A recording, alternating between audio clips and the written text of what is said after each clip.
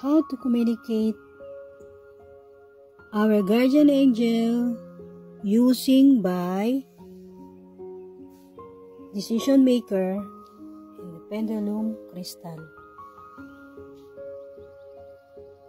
First, you must pray and ask to our Father Almighty God and to our Lord Jesus Christ that allowing you to communicate your guardian angel.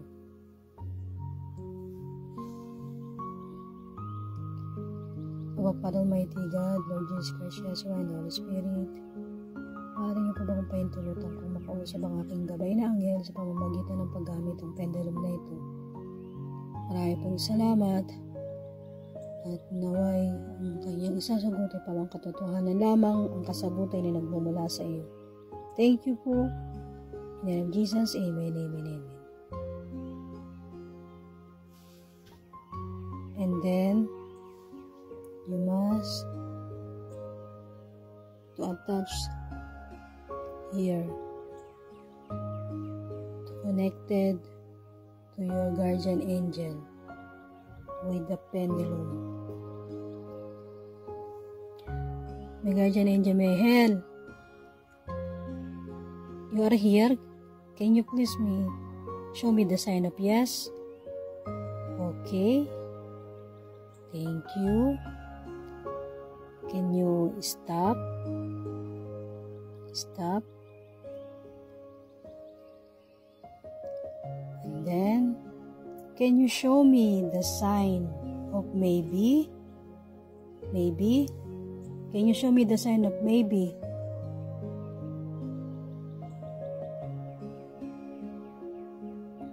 Can you show me the sign of maybe?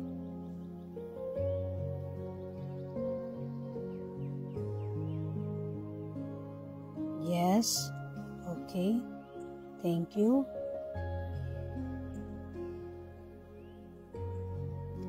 Can you show me the sign of no way?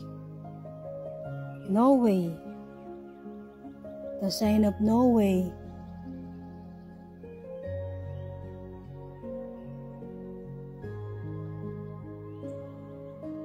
Okay, thank you. Okay, thank you. Can you stop?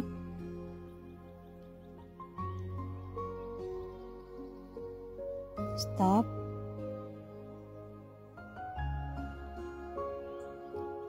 Okay. Can you show me the sign of counterclockwise? That to show to others that you hear me and you are here.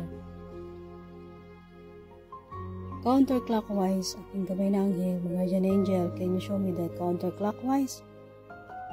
Can you move more with the strong spirit connection? With the strong spirit connection? More, move.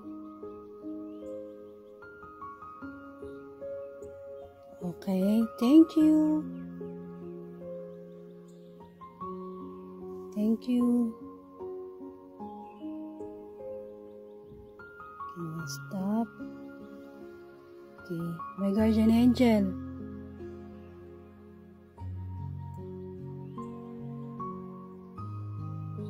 If anyone want to ask,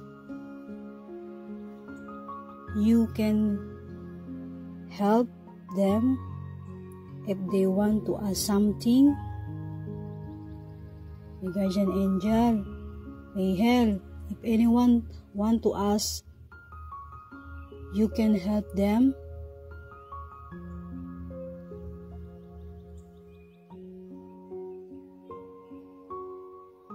You say yes.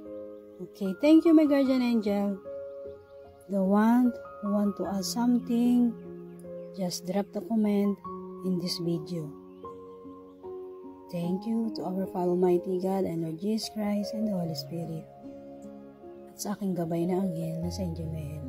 In the name of Jesus, amen, amen, amen.